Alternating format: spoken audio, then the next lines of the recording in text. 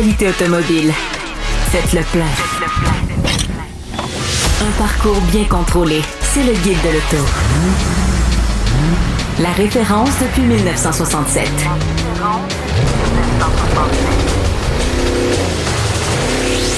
Le Guide de l'auto. Bonjour tout le monde et bienvenue au Guide de l'auto. Non, Louis-Philippe n'est toujours pas revenu. On le cherche en fait. On se demande il est où. Ça fait 3 semaines qu'il nous fausse compagnie. D'après moi, il boude. Alors, on verra s'il est là la semaine prochaine, mais en attendant, on est deux. Voilà. On est deux en compagnie de Hugues Gonneau, qui va nous entretenir, Hugues, sur la Renault Alliance. C'est une encore. Oui, mais c'est ça. Mais encore. Alors, on va en parler un peu plus tard dans l'émission, mais une voiture qui est un peu américaine, beaucoup française, qui est restée sur notre marché pendant 5 ans à peu près. Mais qui a eu un impact significatif dans les années 80 chez nous.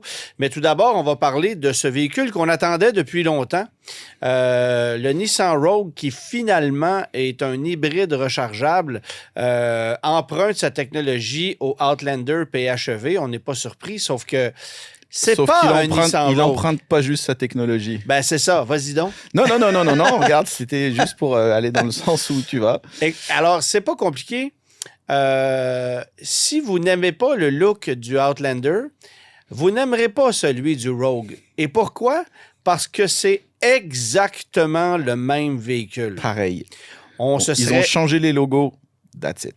On se serait attendu à ce qu'on intègre la technologie du Outlander PHEV dans le Rogue qu'on connaît, d'autant que c'est la même structure, la même plateforme. Absolument. Mais on a décidé de laisser tomber tout ce qui s'appelle engineering, recherche et développement. On a juste fait du rebadging comme les Américains ont fait pendant des décennies. Dans leurs pires années. Dans leurs pires années. Là, et ça donne ça. Et on se demande, en fait, à ce point, pourquoi est-ce que Nissan se lance dans cette aventure? Bon, évidemment, on se plaint depuis un certain temps du fait que le Rogue régulier a une seule motorisation 3 cylindres qui n'est pas super convaincante. Non. Mais c'est un véhicule qui est en fin de carrière, qui sera complètement redessiné pour l'année modèle 2027 et qui, à ce moment-là, proposera la technologie e-Power, qui est l'hybride maison de Nissan et qui est une technologie qui semble avoir fait ses preuves à l'échelle internationale, bien qu'elle ne soit pas encore offerte chez nous en Amérique du Nord. Essentiellement, ce que c'est que c'est un petit moteur à combustion qui va se charger d'alimenter une batterie qui va acheminer sa puissance à un moteur électrique qui, lui, va faire tourner les roues de ce véhicule-là. Une technologie qui ressemble un peu à ce qu'on avait, par exemple, dans une Chevrolet Volt, à la différence que c'est pas un véhicule branchable. C'est ça. Et ça semble être intéressant et fiable. Alors, ça augure bien pour la prochaine génération du Nissan Rogue, mais on a décidé chez Nissan d'arriver cette année avec une technologie hybride rechargeable alors que les subventions disparaissent, alors que la demande n'est plus nécessairement au rendez-vous. Les ventes d'Outlander PHEV, d'ailleurs, ont chuté de près de 50 % en 2025 par rapport à 2024. Je n'ai pas les chiffres exacts entre les mains, mais si les chiffres de vente de Mitsubishi dégringolent en 2025, c'est uniquement dû au fait qu'on ne vend que très peu d'Outlander PHEV par rapport à l'année passée. Bon, il y a aussi la Mirage là, qui disparaît, mais évidemment que l'Outlander PHEV, c'était non seulement le véhicule à volume, mais aussi le véhicule le plus profitable. Exactement. Alors, ça fait mal à Mitsubishi. Et là, Nissan, histoire de donner un petit poignard dans le dos à Mitsubishi, a décidé de prendre le même véhicule et de le vendre dans sa salle de montre. Ce qui veut dire qu'il y a des Outlander PHEV qui vont se vendre encore moins parce qu'il y a certains clients qui vont préférer aller chez Nissan pour acheter encore une fois, exactement le même produit. C'est-à-dire le même véhicule avec 3 rangées de sièges plutôt que 2, avec une autonomie annoncée à 61 km en tout électrique, avec une mécanique qui fait 248 chevaux. Quand je vous dis que c'est le même véhicule, c'est exactement le même véhicule. C'est exactement ça. Vous installez à bord, à part le logo sur le volant, vous allez n'y voir que du feu. Et c'est d'une tristesse parce que ce n'est pas un Rogue, c'est un Outlander. Et je pense que s'il y a un constructeur qui mérite de garder ses clients pour soi, c'est bien Mitsubishi qui fonctionne à contre-courant depuis plusieurs années avec une gamme de véhicules minimalistes. C'est comme si on se faisait mal à l'intérieur d'un même groupe. Bah, c'est vrai que c'est une solution qui est bizarre. Ça sent le stopgap, comme tu l'as dit. Le Rogue va être renouvelé en 2027. Mais franchement, ce genre de solution-là, dans l'histoire de l'automobile, ça n'a jamais vraiment marché. Je ne vois pas quel est l'intérêt de Nissan de sortir un modèle avec des coûts de marketing, des coûts pour former les mécaniciens, faire venir de la pièce, etc. Ouais. Alors qu'ils vont en vendre une poignée. Oui, parce que ça va coûter de l'équipement. Voilà. Ça va coûter de l'équipement. Bon, est-ce qu'au final, on va considérer que Mitsubishi a produit plus de Outlander PHEV et que ça permet d'en vendre davantage dans un contexte où les ventes sont en baisse? Il y a peut-être un peu de ça. Mais parce qu'on peut imaginer que ça pourrait permettre, en nombre d'unités absolues, d'aller chercher des parts de marché, par exemple, par rapport à Toyota qui arrive avec son RAV4 PHEV là, d'ici quelques mois.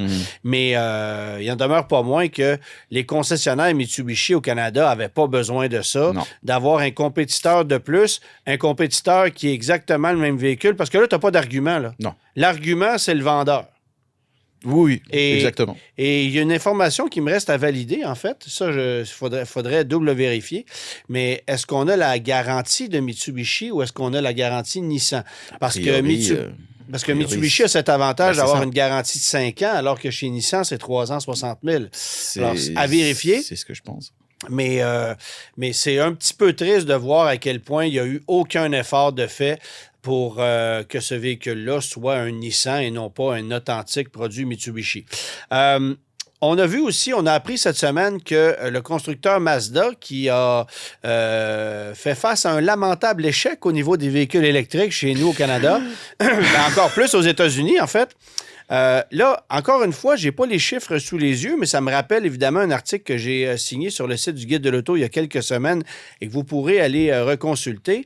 J'avais constaté que le seul concessionnaire Albi Mazda, qui est sur la rive nord de Montréal, à Mascouche, avait vendu l'équivalent de 80% des unités totales de MX-30 qui s'étaient vendues aux États-Unis.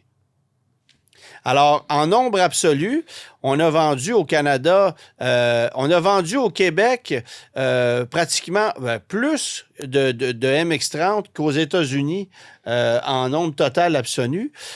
C'est des chiffres qui sont complètement ridicules. Là. Aux États-Unis, c'est pas compliqué.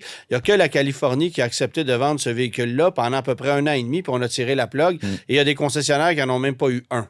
Alors, c'est vous dire à quel point les dés étaient pipés d'avance. Là. Alors que chez nous, au Canada, et particulièrement au Québec, ben, on a poussé la note un peu plus loin. On a gardé le produit sur le marché 1 année de plus. Et ça fait en sorte que Mazda a écoulé un peu de véhicules électriques chez nous et que lorsqu'on croise un MX-30 sur la route, ben, c'est drôlement moins rare que de pouvoir le faire en Californie. Si vous croisez un MX-30 en Californie, achetez-vous un 649. Pas vrai. Oh, c'est vraiment ça. Mais ici, on en a vendu un peu plus. Et Mazda, en abandonnant ce produit-là, abandonnait évidemment le monde des véhicules électriques. On n'a que les CX-70 et 90 qui sont hybrides rechargeables, mais ça s'arrête là. Sauf que le constructeur Mazda, en collaboration avec un fabricant chinois, a développé la EZ6. La EZ6, d'abord, oui, la berline, qui est une voiture qui succède en quelque sorte à la Mazda 6, mais destinée uniquement au marché chinois. Une voiture très belle, d'ailleurs. Oui, absolument. Mais ce n'est pas un authentique produit Mazda. C'est-à-dire que c'est un design Mazda, mais avec une technologie qui est développée par un conglomérat chinois.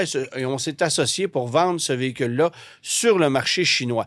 Et on a fait le même exercice avec le EZ60, qui est l'équivalent VUS de ce même véhicule-là. Sauf que là, ce qu'on apprend, c'est qu'on est en train de faire des tests sur le marché américain pour voir s'il n'y aurait pas possibilité de commercialiser ce véhicule-là, peut-être en Amérique du Nord. Bon, là, évidemment, le gros obstacle, c'est le fait qu'il soit fabriqué en Chine. Alors, on oublie ça pour les États-Unis et jusqu'à nouvel ordre, on oublie ça pour le Canada aussi. Mais en étudiant le produit, ça veut dire que Mazda prend quand même l'électrique au sérieux et tente de trouver des alternatives pour pouvoir aller jouer dans ce territoire-là. Parce que là, on va se le dire, la plupart des constructeurs ont un ou deux VUS électrifiés sérieux dans leur gamme. Là. Oui, tout bon, à fait. oublions Honda. On va arriver chez Honda avec un véhicule prochainement. Mais si on regarde du côté de chez Toyota, de chez Nissan, les constructeurs japonais, on a déjà des joueurs. Évidemment, les Coréens, on les compte plus. Il y en a énormément. Chevrolet en a, Ford en Exactement. a. Stellantis, non. Ah oui, on a un Wagoneers, un Wagoneer S, mais ce n'est pas nécessairement... Bref, il y a de plus en plus de véhicules électrifiés qu'on retrouve sur le marché et Mazda a besoin de ramener un véhicule électrifié pour pouvoir stabiliser sa condition.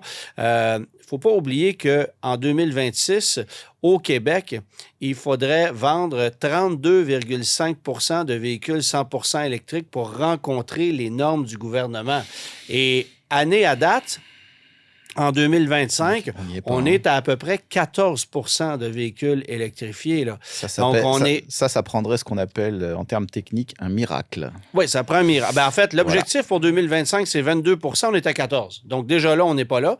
Et 2026, ça sera encore pire. Est-ce que le gouvernement va revoir ses cibles? Possible. Je ne suis pas dans les petits papiers du gouvernement, mais à mon avis, ils n'auront pas le choix. Oui, mais en même temps, on prend encore un festival de mauvaises décisions au gouvernement.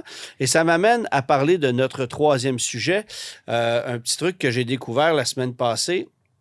En fait, sur le site du gouvernement du Québec, depuis peu, on peut lire qu'on a modifié les règles d'admissibilité pour les véhicules électriques éligibles aux subventions. Mm-hmm. Alors, la subvention actuelle est de 4 000 taxes incluses, 3 479 plus taxes. Elle baissera de 50 % au 1er janvier 2026, donc ça sera 2 000 Mais évidemment que les constructeurs automobiles ont joué sur les mots, ont profité des failles ou des avantages de ce que proposaient les subventions en amenant effectivement des véhicules dont les prix plafonnaient à 54 999 $ pour une voiture, 64 999 $ pour un VUS. D'ailleurs, c'est pas pour rien que les constructeurs transforment leur voiture en VUS du jour au lendemain. Là. Tu sais, une Nissan Leaf, là, on nous vend ça comme un VUS aujourd'hui. Oubliez ça, là. C'est juste que les plafonds sont plus hauts. C'est un petit peu capillotracté, comme on dirait. Ben oui. Mais on nous vend ça comme un VUS, alors que on va y revenir un peu plus tard, mais la Leaf, c'est une voiture plus petite que celle qu'on vient remplacer. Alors, je ne sais pas comment on peut qualifier ça de camion, mais enfin bref. Toujours est-il que le plafond est à 64 999 $ pour un véhicule électrique. Mais on pouvait, à cette facture, ajouter des groupes d'options qui faisaient grimper le prix total du véhicule bien au-delà de la limite des subventions. Donc, par exemple, un constructeur comme Hyundai est arrivé avec un Ioniq 9 sur le marché et a offert des groupes d'options permettant d'aller chercher des véhicules jusqu'à 83 000 $ avec un Ioniq 9 et le véhicule était toujours éligible ou admissible. Alors, le gouvernement qui s'est fait... en fait, il y a des fonctionnaires au gouvernement qui se sont fait demander de gratter les fonds de tiroir, clairement, là, et on a décidé de passer une nouvelle règle qui a été mise en application le 10 novembre, sans qu'on l'annonce à personne.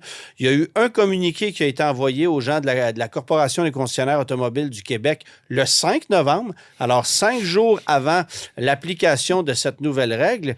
Et cette nouvelle règle stipule qu'un véhicule auquel on va ajouter un groupe d'options ou un élément mécanique ou technique qui fait en sorte de modifier les performances ou le rendement du véhicule, c'est une option qui vient s'ajouter au prix ou au PDSF, faisant en sorte que le véhicule ne se qualifie plus. Ce que je trouve logique. Je vais être bien honnête, parce que de subventionner un véhicule de 80, 90, 100 000 $, à un moment donné, à mon sens, ça n'a pas de sens. Et ma phrase n'en avait pas plus. Mais si, ça passe. C'est ça. Mais là, ce qu'on se rend compte, c'est que il y a des fonctionnaires qui ont flagué, si vous me permettez l'expression, quelques véhicules. On a trié sur le volet. On a voulu faire le ménage dans les véhicules où, justement, les constructeurs avaient pris avantage de la situation pour finalement en arriver à la conclusion suivante. L'Ioniq 6, dans sa version Ultimate, plusieurs versions de l'Ioniq 9, plusieurs versions du Kia EV9, les Lexus RZ et NX 450H+, avec des groupes d'options, de même que certains produits Volvo, là, la S60 et le XC60 PHEV, ben, finalement, n'étaient plus admissibles au crédit. Alors ça, c'est essentiellement les 4 constructeurs qui sont touchés et qui, du jour au lendemain, voient leur véhicule être retiré de la liste des véhicules admissibles pour une subvention. Bon, dans le cas des PHEV, c'est une subvention partielle, et dans le cas des 100% électriques, c'est une subvention totale. Et moi, j'ai trouvé ça curieux. Bon, d'une part, qu'on décide de faire ça et de mettre la date en vigueur au 10 novembre. Pourquoi ne pas l'avoir fait au 1er janvier alors qu'on sait qu'on retire les subventions ou on coupe les subventions de 50%? Et deuxièmement, pourquoi avoir fait ça, ne pas l'avoir dit à personne? Les concessionnaires ont des véhicules en stock, ont commandé en connaissance de cause. Oui. On a des stocks chez Hyundai, par exemple, d'Ioniq 9 avec des groupes d'options. Est-ce qu'on aurait fait les mêmes commandes avoir su? C'est clair que non. C'est clair que non, bien sûr. Mais bon, à partir du moment où tout le monde est sur le même piédestal, même si tu considères que la décision a été prise de façon hâtive et non réfléchie, ben tout le monde est sur le même piédestal. Le problème, c'est que ce n'est pas le cas. Le problème, c'est que quand tu commences à analyser chacun des véhicules qu'on retrouve sur le marché, bien, il y a encore plusieurs produits qu'on peut se procurer chez les concessionnaires en ajoutant des groupes d'options, des couleurs qui sont offertes en supplément, des motorisations plus performantes qui se qualifient toujours. L'exemple le plus flagrant là, qui me vient en tête, c'est la Dodge Charger. Parce que la Dodge Charger, alors non seulement la version RT, évidemment je parle de la Charger Daytona, l'électrique, alors non seulement la version RT n'est plus disponible au catalogue, même si on continue de l'afficher sur le site web du constructeur, mais le seul groupe d'options pour passer à l'ensemble Scat Pack ou le Stage 2, bien, ça fait grimper la facture de 32 000 $. Alors, vous passez de 54 990 à plus de 80 000 $. Et là, vous pouvez encore ajouter des options individuelles installées en usine permettant de pousser la facture jusqu'à 107 000 $ et le véhicule se qualifie toujours. Alors, un Ioniq 9 de 72 995, ça se qualifie plus, mais une Charger de 107 000, pas de problème. Et des exemples comme ça, je peux vous nommer le Mercedes-Benz GLC 350e. J'ai répertorié en fait plusieurs produits. Là. Cadillac, l'optique dans certaines versions, et je ne parle pas de l'optique V, lui ne se qualifie pas, mais il y a plusieurs modèles dans l'industrie comme ça qui viennent se qualifier et qui ne devraient pas pouvoir le faire. C'est un sérieux manquement de la part des fonctionnaires du gouvernement parce que là, tu as des véhicules qui ont soudainement un avantage sur d'autres. Dans un marché où on n'a vraiment pas besoin de ça, déjà qu'on a joué avec le portefeuille des concessionnaires et de l'industrie à de multiples reprises en prenant des décisions de sans dessein à la dernière minute, aussi du côté du fédéral, là, soit dit en passant, là, je pense que là, l'industrie ne méritait pas ça. Alors, faites vos devoirs comme du monde ou faites-les pas du tout. Moi, c'est le message que je passe, parce que 4 constructeurs soient pénalisés au détriment de d'autres qui ne le sont pas, en ce qui me concerne, c'est inadmissible. Tu sais, tu peux pas... Je pense au Genesis GV60 de 71 000 $ qui ne se qualifie pas et à la Dodge Charger qui se qualifie. Ça n'a aucun sens. Jeep Grand Cherokee, d'ailleurs, se qualifie encore lui aussi. Un 4XE, peu importe le groupe d'options que vous allez sélectionner, ça passe. Alors, est-ce qu'on a décidé... Tu sais, puis on peut se poser la question, là.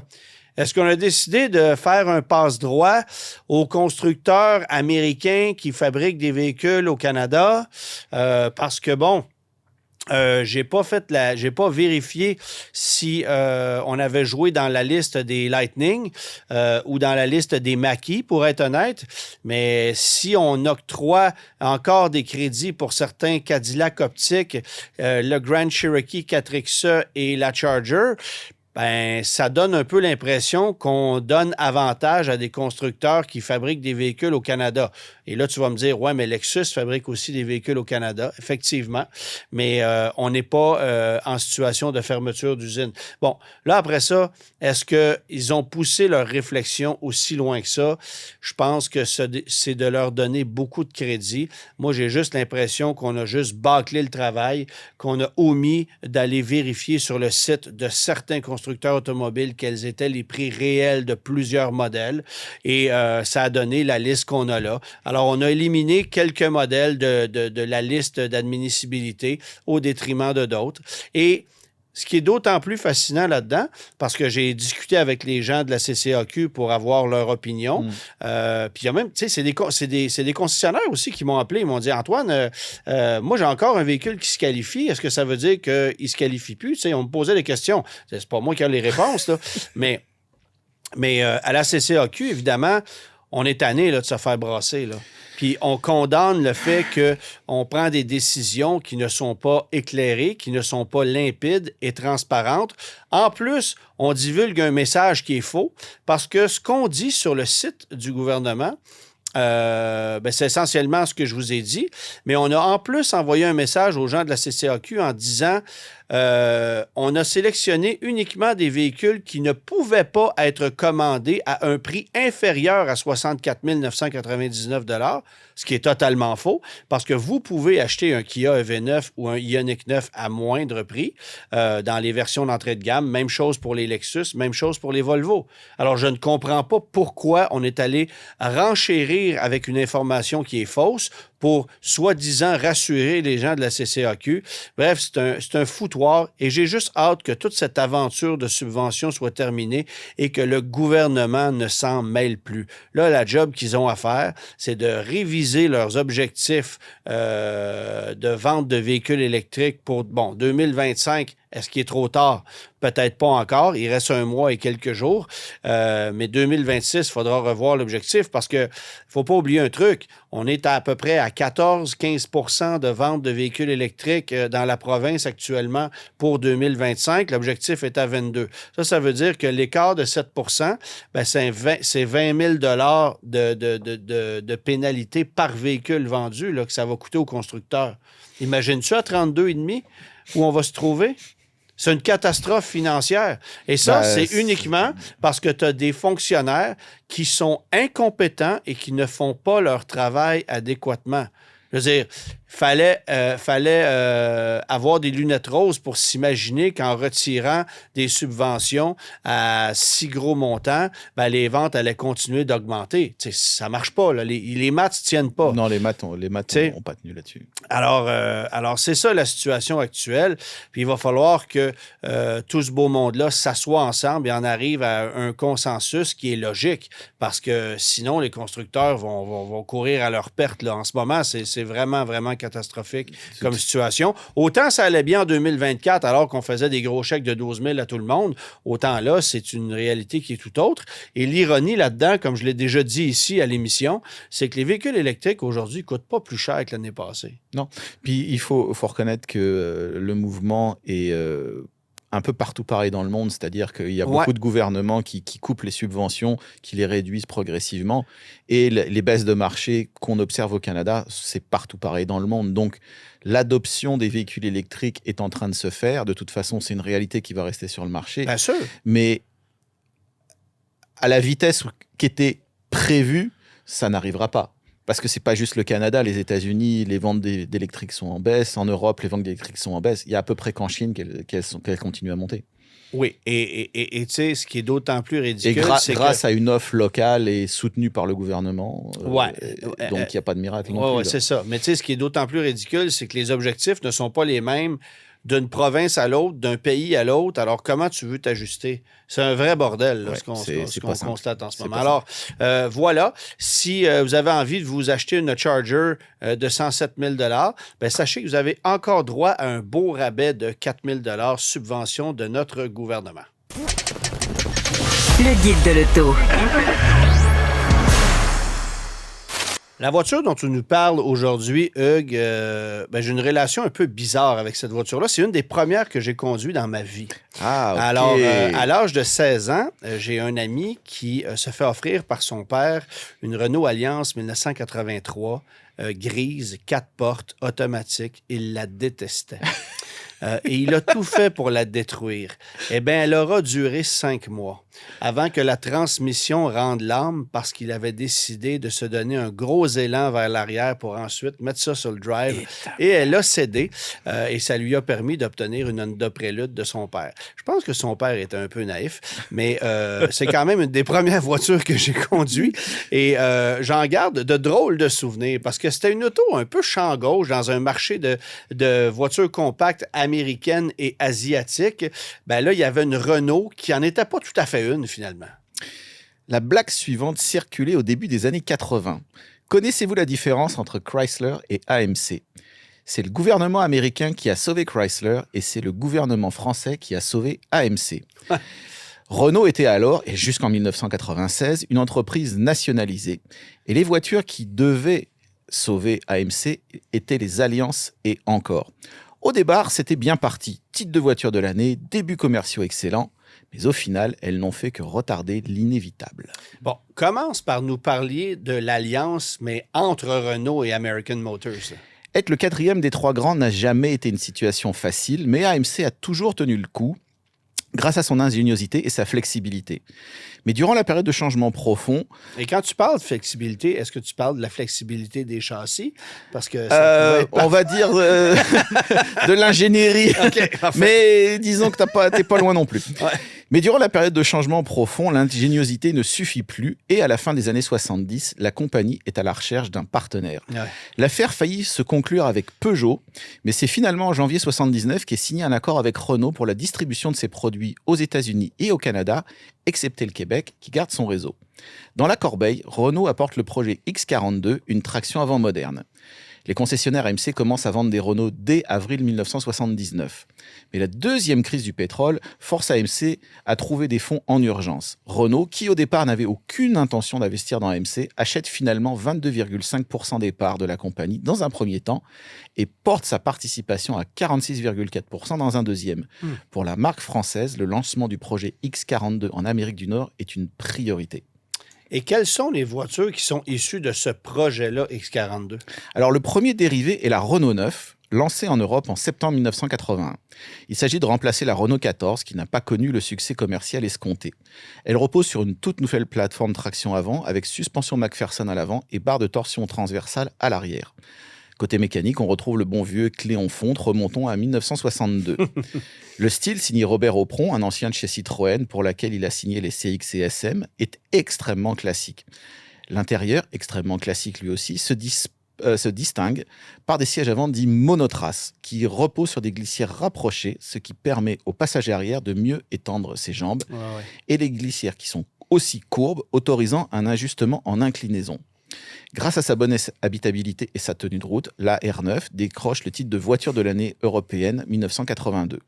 Elle est rejointe en avril 83 par la Renault 11, une version à haillons qui se distingue par sa bulle arrière, un élément de style en vogue chez le constructeur à l'époque, voire les Renault Fuego et 25, ainsi qu'une planche de bord entièrement différente, signée Marcello Gandini, le designer de la Lamborghini Countach, et une calandre 4 phares.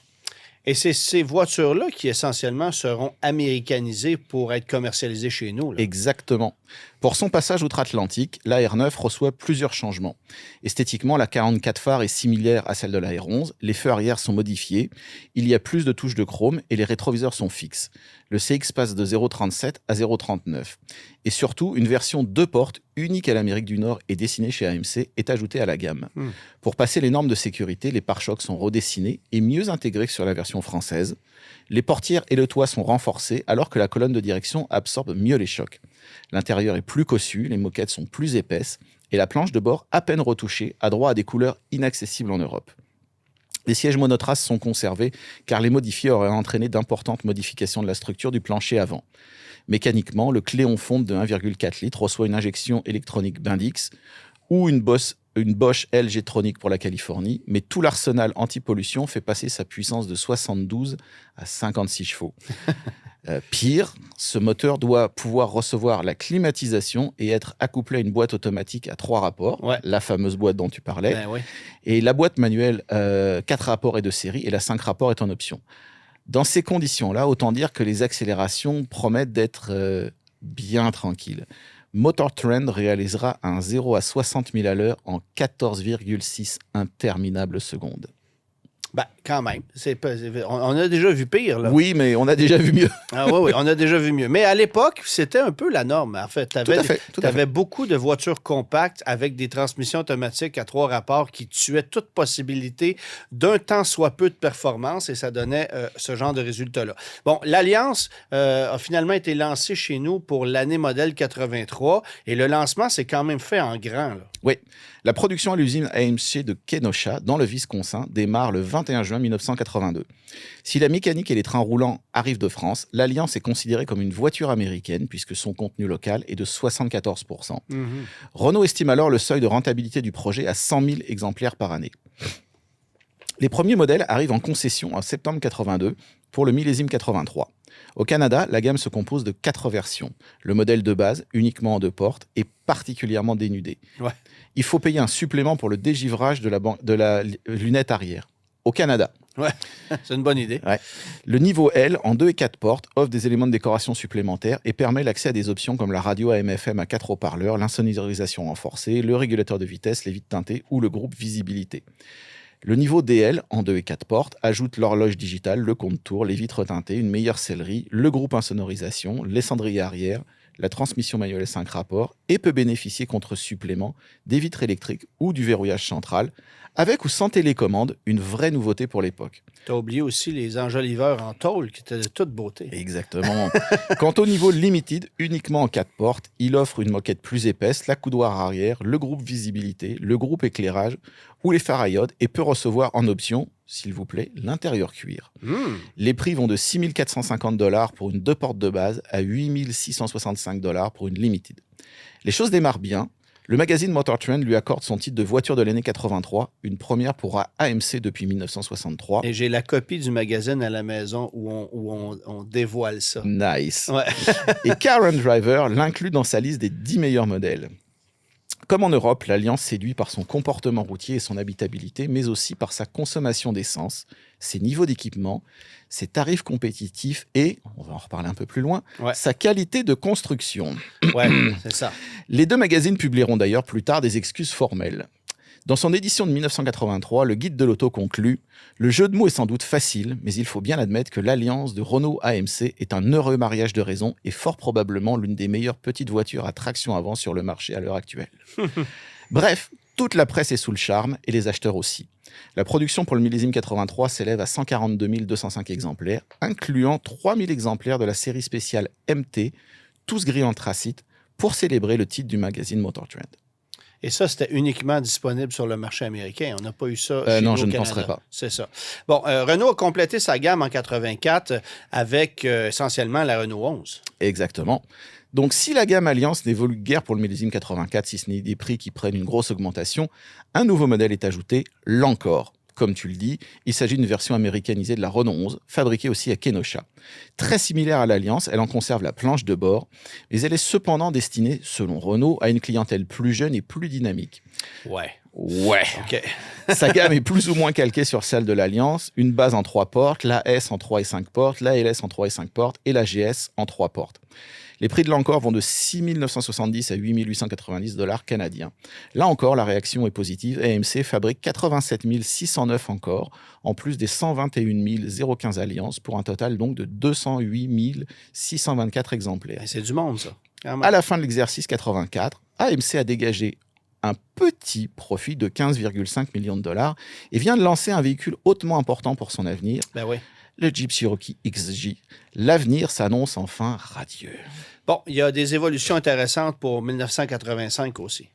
Lancé à l'automne 83 en France, le moteur F de 1,7 litres arrive en Amérique du Nord dans une version à injection développant 77 chevaux un an plus tard. Ouais. Indisponible sur les modèles de base, il est offert en option sur tous les autres niveaux et vient de série sur l'Encore GS et une toute nouvelle carrosserie, le Cabriolet Alliance, proposé en version DL. Jamais diffusé en Europe, ce cabriolet a été développé en collaboration avec ASC pour American Sunroof Company. Il s'agit à la base d'un coupé qui est envoyé sur une petite chaîne de montage parallèle. Là, le toit est découpé et des renforts structuraux sont ajoutés avant de rejoindre la chaîne principale. Très équipé, le cabriolet vient sensiblement plus cher que les autres modèles de la gamme Alliance, qui va de 6 999 à 9 900 $. Le cabriolet, lui, demande 13 990 $. Quand même. Hein. Mais tout ceci ne suffit pas à maintenir les ventes. 91 664 Alliances et 58 525 encore sont produites, soit un total de 150 189 exemplaires. Il faut dire que depuis le lancement de l'Alliance, le marché a évolué. La baisse du prix de l'essence depuis fin 84 a rendu les compacts moins séduisantes et les constructeurs japonais sont sur l'offensive. Malgré les bons résultats de Jeep, AMC plonge dans le rouge pour l'exercice 85, 125 millions de $ de pertes. Ce qui tombe très mal car Renault en Europe est aussi en situation difficile. Ben oui. La marque vient d'annoncer des pertes records fin 84 et son PDG Bernard Arnault, l'architecte de l'alliance avec AMC, est limogé pour être remplacé par Georges Besse. Le gouvernement français demande à ce dernier de mettre de l'ordre dans les comptes au plus pressant. L'aventure américaine commence à sentir le soufre dans les bureaux de Boulogne-Billancourt. Et ce qui est dommage, c'est qu'en 86, les choses ne s'arrangent pas vraiment. Oh que non. Cette année-là, AMC n'a pas grand-chose à proposer, mais il faut tenir le coup en attendant les nouveautés importantes prévues pour 87. Les calandres avant sont redessinés avec des phares un peu plus fins, le tableau de bord est remanié et les suspensions sont revues. Côté gamme, l'Alliance Limited est supprimée, tout comme l'Encore 3 portes de base. Une version de base de l'Alliance 4 portes est ajoutée. Les prix se stabilisent, 6 999 à 8 850 $ pour l'Alliance, 14 065 $ pour l'Alliance Cabriolet et de 7 925 à 9 375 $ pour l'Encore. Mais les ventes plongent. En plus d'une désaffection du segment, le magazine Consumer Report écrit durant l'année noir sur blanc ce que beaucoup de possesseurs d'Alliance et d'Encore savent déjà, la fiabilité mécanique est l'une des pires de la catégorie. Malgré des rabais et des taux d'intérêt avantageux, la production descend à 67 110 Alliances et 19 109 encore. Le total de 86 219 exemplaires représente une baisse de 42%. AMC doit agir. Bon, et c'est là que Chrysler va entrer en ligne de compte, là.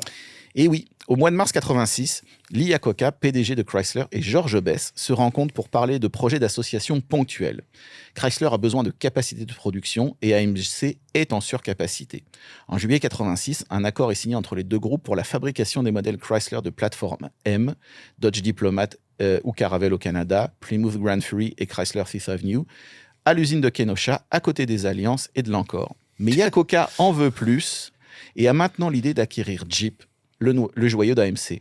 Dès la deuxième moitié de 1986, des discussions secrètes ont lieu entre Chrysler et Renault sans que les gens d'AMC soient au courant. Iacocca veut Jeep et seulement Jeep. Mais Besse veut tout vendre ou rien. Chez Chrysler, tout le projet est pris très au sérieux et l'opération est baptisée Projet Titan. Pour le millésime 87, les calandres sont modifiés, le nom encore disparaît au profit d'Alliance Hatchback et les prix grimpent de nouveau de 7 674 $ pour une 2 portes de base à 10 544 $ pour une hatchback 3 portes GS. Le cabriolet, quant à lui, demande 15 169 $. Mais la grosse nouveauté de l'année, c'est le lancement du modèle sportif GTA en 2 portes et cabriolet. Ouais. Doté d'un pindice aérodynamique et de jantes spécifiques, il reçoit un 2 litres de 95 chevaux et une boîte 5 rapports raccourcis. Doté d'un équipement complet, il est vendu 11 999 $ en 2 portes et 16 450 en cabriolet, ce qui explique sa rareté. Seulement 5 515 coupés et 1029 cabriolets seront fabriqués. Mais c'était une voiture intéressante en conduite. Ça n'avait pas une puissance, c'était 95 chevaux à peu près. Là. Dans ces eaux-là, oui. Mais c'était une voiture qui était dynamiquement intéressante, surtout en coupé, là, parce qu'en cabriolet, c'était pas mal plus mou. Là. On parlait de flexibilité. Tu parlais tantôt de renforcement de châssis, pas tant que ça. Il en manquait un petit peu encore. Oui, c'est ça. À l'automne, les discussions continuent. L'État français veut se débarrasser d'AMC, mais Bess hésite encore car il voit du potentiel dans le futur. L'ouverture de l'usine de Bramalea en Ontario, dont on a parlé régulièrement, lancement des futurs médaillons basés sur la Renault 21 importée de France et des premières qui seraient produites au Canada, ainsi que le lancement du futur Grand Cherokee ZJ, initialement prévu pour 90. George Bess n'aura pas le temps de prendre sa décision. Il est assassiné devant chez lui le 17 novembre 86 par les membres du groupe terroriste Action Directe. Son remplaçant, Raymond Lévy, est nommé exactement un mois plus tard. Les négociations avec Chrysler reprennent en février 87. Lévy est bien décidé à ne pas faire traîner les choses. Après une fin de semaine de négociations acharnées, une lettre formelle d'intention est signée le lundi 9 mars entre Chrysler et Renault pour le rachat complet d'AMC. Le but de Chrysler est clair, garder Jeep et démanteler AMC. Après la signature finale du contrat, l'une des premières décisions de Chrysler sera d'arrêter la production des Alliances et encore, qui devait initialement durer jusqu'en 1989. Ces deux modèles entrent en concurrence trop directe avec les produits Chrysler, Dodge Shadow et Plymouth Sundance, et ne se vendent plus bien de toute façon.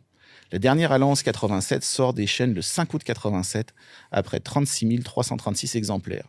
Le nom Renault allait disparaître d'Amérique du Nord pour être remplacé par celui de Eagle, mais ceci est une autre histoire. Bon, puis il y a eu d'autres projets qui ont été avortés en plus de ça. Ouais. Alors, en plus des carrosseries de 2 portes et cabriolets, exclusives à l'Amérique du Nord, AMC a aussi étudié d'autres modèles exclusifs au continent. Début 82, le bureau de design dirigé par Dick Teague commence l'étude d'une version familiale. Une maquette à l'échelle 1 est fabriquée, mais le projet est abandonné en février 83. Le cabriolet est préféré avec, pourtant, un potentiel commercial bien moindre. En attendant le lancement des médaillons et premiers, une super alliance est développée. Baptisée X52, elle était plus longue et plus large et intégrait une vitre arrière additionnelle sur le côté. Le projet X52 prend finalement du retard et il est arrêté en 85. Enfin, une version diesel non turbo a été un temps testée. On imagine à peine les accélérations lymphatiques avec la boîte automatique. Merci beaucoup, Hugues. Le guide de l'auto. Parcours l'actualité automobile sans dérapage ni accrochage. Alors cette semaine, Antoine, tu vas nous parler de voitures extrêmement différentes. À commencer par une grosse berline coréenne. Une grosse berline coréenne, la Genesis G90. Et moi, j'ai toujours eu une fascination pour ces grandes berlines de luxe coréennes, incluant les Equus qui ont été vendues chez nous au début. C'est une grosse tradition qui remonte déjà aux années 80. La Kia K900, c'est toutes ces voitures-là qui sont vendues au compte-gouttes. Et la G90 ne fait pas exception à la règle. On en a vendu 22 l'an dernier au pays. Alors, c'est dire à quel point. 8 au Québec, 22 au Canada. Alors, c'est une voiture extrêmement rare. Et j'ai eu la chance cette année d'aller faire mon tour du côté de la Corée du Sud, à Séoul, où ces voitures-là sont omniprésentes. Là. Absolument. On en a vendu l'an dernier plus de 15 000 uniquement en Corée. Et ce sont des voitures extrêmement populaires. Bon, c'est un marché qui est évidemment complètement différent, où plus de 80% des véhicules qui circulent sont coréens. Alors, c'est sûr que ça change la donne. Mais la G90, c'est une voiture qui est populaire là-bas. Comme évidemment la G80 qu'on voit aussi en quantité super impressionnante.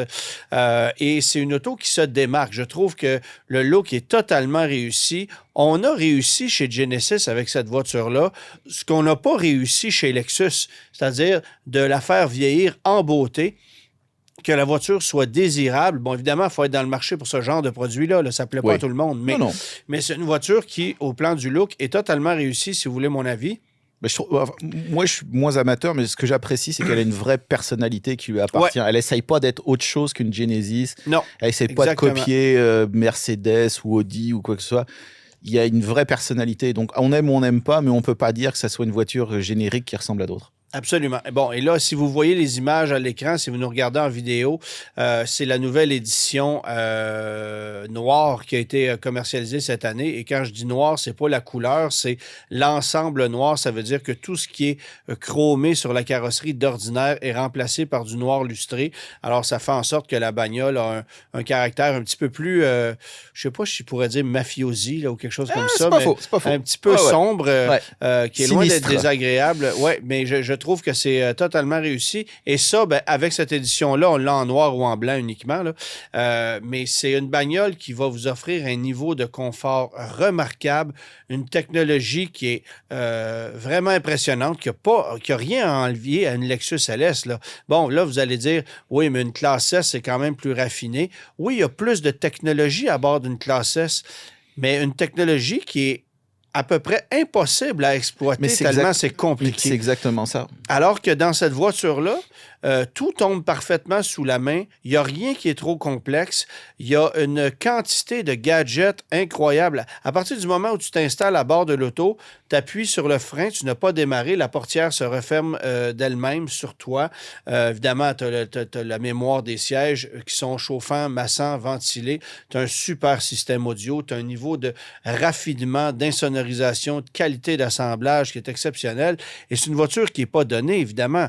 C'est dans le cas qui nous concerne, c'est 121 500 $. Alors, c'est quand même une voiture quand même assez chère, mais pas si tu la compares à une allemande. Ben, c'est ça. Et tu vois, moi, une série 7 de BMW, je trouve ça hideux en termes de design. On avait déjà parlé, on est d'accord. Et même si c'est une auto qui est peut-être un peu plus performante que ça, je ne serais pas capable. Et Non. c'est aussi une auto qui va coûter 50, 60, 70 000 $ de plus que la Genesis. Puis, bon, dans tous les cas, ça perd de la valeur. Alors, c'est pas... Oui. tu sais, peu importe la grande berline qu'on achète, il y a une dépréciation soutenue qui vient avec ça. Mais je trouve que c'est une auto qui est méconnue, qui gagnera à être connue, et je suis persuadé qu'il y a des gens qui sont tannés de composer avec des produits allemands qui pourraient trouver leur compte dans cette voiture. Il y a l'aspect fiabilité aussi qui, je pense, joue beaucoup. À date, Genesis sort des chiffres qui sont excellents, je pense meilleurs que ceux des constructeurs allemands dans ce domaine-là. Ben, on parle évidemment de façon générale parce que disons que l'historique de fiabilité des G90, considérant leur faible diffusion, il est difficile à obtenir. Mais c'est une mécanique qu'on connaît. D'ailleurs, c'est la même motorisation que vous allez retrouver sous le capot du GV80 coupé.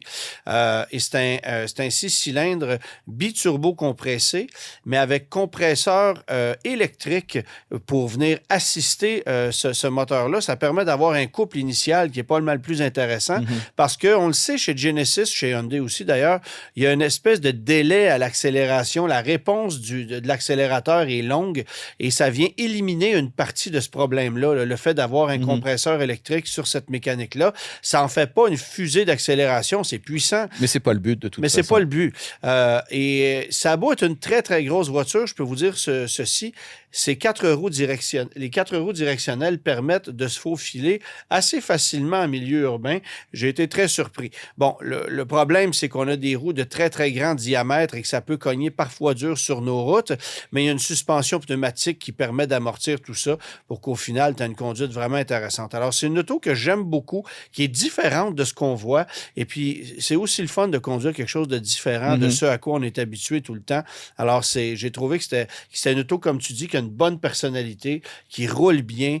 Moi, j'avais déjà fait le trajet Montréal-Détroit aller-retour dans cette voiture-là lorsque c'était sorti et j'en garde de très bons souvenirs, mais j'avais envie de la redécouvrir suite à ma visite du côté de la Corée parce que là-bas, c'est une auto qui connaît beaucoup, beaucoup de succès.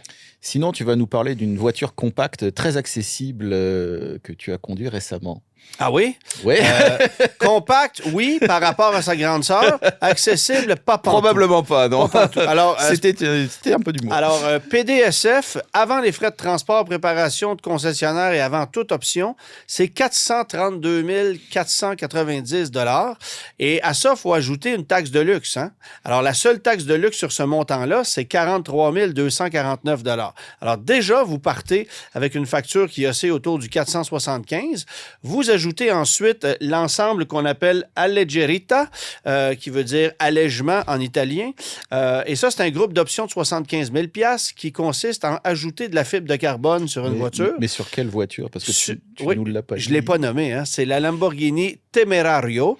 Puis je le dis avec un accent parce que je trouve ça plus exotique. Eh bien, bien sûr. Alors, c'est une bagnole qui remplace l'Huracan que j'ai pu aller conduire la semaine dernière, mais dans des conditions quand même assez spéciales. Alors, l'invitation nous avait été acheminée pour que je puisse aller la conduire sur le circuit de Sonoma, en Californie, qui est une piste magnifique. Et j'avais très hâte, non seulement de conduire la voiture, mais de rouler sur ce circuit-là, qui est légendaire. Eh bien, disons que ça a été un rendez-vous un peu raté parce qu'il a plu des cordes toute la journée. Et donc, on a réussi à rouler un peu sur le circuit, mais à un certain moment donné, on pensait littéralement annuler la journée tellement il pleuvait fort. Et ces photos-là ont été prises en fin de journée, soit dit en passant, là, ceux qui nous regardent en vidéo. Là, il a plu à torrent toute la journée. Je peux vous dire que les essuie-glaces ont travaillé aussi fort que les pneus pour garder la voiture en piste. La Temerario, ça vient remplacer l'Huracan et le gros défi de Lamborghini, c'est évidemment d'amener l'hybridation dans cette voiture-là, qui est une obligation. Alors, moteur V8 4 litres, carter sec, transmission double embrayage. Entre les deux, il y a un moteur électrique. Ça, c'est pour l'arrière. Et à l'avant, vous allez retrouver 2 moteurs électriques, un au niveau de chaque roue. Alors, ces moteurs-là vont avoir plusieurs mandats. D'abord, de permettre aux conducteurs de circuler en mode Cheetah, c'est le mode ville, où là, vous roulez uniquement sur les roues avant. C'est une Lamborghini à traction, littéralement. Et ça permet de circuler sur une distance de 8 à 10 km en tout silence, uniquement en mode électrique, parce qu'évidemment, il y a une batterie de 3,8 kWh qui est logée entre les deux sièges sous la console, qui, elle, va permettre d'alimenter les moteurs électriques pour pouvoir rouler en électrique. Et bien, ça permet justement, par exemple, de sortir du quartier résidentiel où vous êtes sans faire démarrer la mécanique, de sortir de certaines villes. Par exemple, à Londres, il y a des quartiers où vous ne pouvez pas rouler avec un moteur à essence. Alors, ça permet justement de contourner ces règles-là pour qu'ensuite, vous puissiez faire démarrer le moteur V8 et aller chercher une puissance maximale de 907 chevaux. Le moteur V8 à lui seul fait 789 chevaux, mais en combinaison avec les 3 moteurs électriques, c'est 907 chevaux de puissance. C'est 2,7 secondes pour le 0-100 km/h, 7,1 et on dit 343 km/h en vitesse de pointe, ce que je n'ai pas pu tester, évidemment, sur l'eau. J'ai jamais roulé à cette vitesse-là, pour être honnête. J'ai jamais réussi à passer le cap des 300 km/h personnellement au volant d'une voiture, et c'est pas grave, je m'en porte très bien. Alors, on va croire les gens de Lamborghini sur parole. Cela étant dit, les moteurs électriques ont aussi cet avantage de devenir des vecteurs de couple et de stabiliser la caisse, parce que mon expérience jusqu'à maintenant avec les hybrides rechargeables dans les exotiques n'a pas été si impressionnante. J'ai conduit l'Artura, qui est une voiture que j'ai énormément appréciée à la conduite, mais qui est un cauchemar de fiabilité. Je suis tombé en panne avec une 296 GTB du côté de chez Ferrari. Même chose avec la Corvette E-Ray, qui n'a pas voulu démarrer parce que la batterie au voltage s'était drainée. Alors, j'avais un peu peur à cette voiture-là, et c'est une des premières questions que j'ai posées aux gens de Lamborghini. Est-ce que vous vous êtes assuré que la technologie qu'on retrouve dans cette voiture-là sera en mesure de faire en sorte qu'on ait une fiabilité qui soit décente? Et on a levé la main en disant, nous, on a cet avantage de faire partie du groupe Volkswagen et d'avoir une technologie qui a été étudiée et testée à maintes et maintes reprises. Et j'ai pas le choix d'admettre qu'ils ont raison.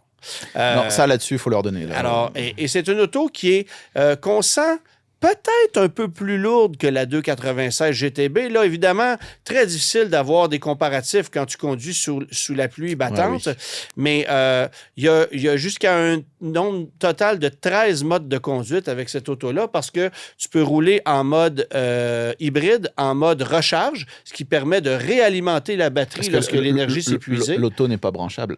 Elle est branchable. Elle est branchable. Elle est branchable, mais tu la brancheras jamais. C'est ça l'affaire.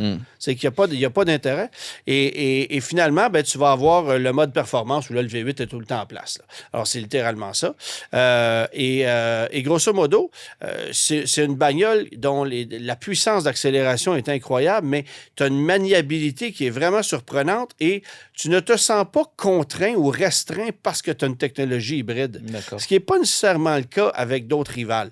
Bon, là, rendu là, c'est un coup de cœur. Je ne suis pas là pour dire « Ah oui, je vous suggère ça plutôt qu'un autre. Quand tu as un coup de cœur pour une bagnole à ce niveau-là, tu l'achètes puis tu n'écoutes pas Antoine. Là. Mais, on est bien d'accord. Mais c'est une bagnole qui m'inspire un peu plus confiance parce que reste que tu as un mode... Et puis ça chante, là. Le V8 va jusqu'à 10 000 tours minute. Ouf, ça doit, oui. Alors, tu sais, ça sonne comme une F1. Ça n'a aucun sens.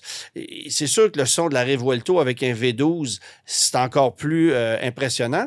Mais le truc dans cette bagnole-là, c'est que tu as un couple constant de 0 tours minute jusqu'à 10 000. Parce que de 0 à 2 000 tours minute, tu as évidemment le couple électrique. Mm-hmm. Après ça, tu as les turbocompresseurs du moteur V8 qui font le travail jusqu'à peut-être 7 000 tours minute. Puis après ça, tu as la cylindrée du V8 qui pousse jusqu'à 10 000 tours. Donc, ça travaille en continu avec une linéarité qui est vraiment impressionnante. Puis même si on n'a pas pu pousser la voiture à sa limite, forcément, on a été capable de la faire chanter assez haut. Il y a un mode drift. Alors ça, on l'a essayé. Ah bah oui, là! Et là, je peux te dire que je faisais chanter la mécanique et que c'était super agréable de le faire. Alors, remplaçante de l'Huracan, ça arrive en ce moment. Évidemment, c'est la première d'une longue série de Temerario qui vont être offertes. On va arriver avec un Spider prochainement. Et j'ai parlé aux ingénieurs, puis j'ai dit, là, une des Lamborghini les plus tripantes que vous avez faites ces dernières années, c'est la Sterato. Là. Alors, est-ce que vous avez des plans de ramener ça? Et ce qu'on m'a répondu, sans confirmer la chose, c'est... T'es pas le seul à triper là-dessus. C'est sûr que c'est pas tombé dans l'oreille d'un sourd. Voilà. Alors, attendez-vous à ce qu'éventuellement, il y a une version équivalente à la Sterato qui revienne sur le marché, mais on va d'abord, évidemment, ça va prendre une couple d'années parce qu'ils sont très, très forts pour décliner petite version après version après version après version. Ouais. Donc, ça va prendre du temps pour qu'on se rende là. Et tu vois, le truc qui m'inquiétait aussi, on va conclure là-dessus, c'est la dépréciation. Parce que, bon, on va se le dire, là, une fois que tu as rajouté les taxes de luxe, les ci, les ça, les options, tu es à 600 000 $. C'est ce que ça coûte. C'est ça. Puis ce qu'on constate en ce moment, c'est qu'une 296 GTB ou une McLaren Artura, ça perd sa valeur de façon épouvantable parce que ce ne sont pas des véhicules qui sont recherchés par les collectionneurs, alors qu'une F8 Tributo a gardé sa valeur. Il n'y aura aucun problème avec ça. Ouais. Alors, j'ai posé la question, est-ce qu'on risque de constater la même chose avec ça? Et j'ai l'impression que le fait qu'on ait gardé un V8, que le fait qu'on ait gardé un V12 dans la Revuelto... donc, ça va considérablement aider. Ça va considérablement aider. Et on n'a pas non plus l'intention d'ouvrir les vannes de production. On va quand même continuer de limiter la quantité de voitures fabriquées. À peu près 55% de tous les Lamborghini produits, ce sont des Urus. On n'en sera pas surpris. Non. Et on en fait à peu près 5 000 par année. Donc, entre la Revuelto et la Temerario, ça voudrait dire à peu près 4 000, 4 500 unités de ces voitures-là qui seront fabriquées au total à l'échelle mondiale. Donc, il n'y aura pas une quantité si phénoménale que ça. Et ça risque de faire en sorte que la rareté fasse... Puis la valeur tienne. Que la valeur tienne, exactement. Alors, belle expérience, mais j'ai hâte de reconduire la voiture dans des conditions un peu plus normales, parce que là, c'était mouillé pas à peu près. Merci tout le monde d'avoir été là et on se retrouve la semaine prochaine. Bonne semaine à tous. Tous les épisodes du Guide de l'auto sont disponibles en podcast sur l'application et le site cube.ca.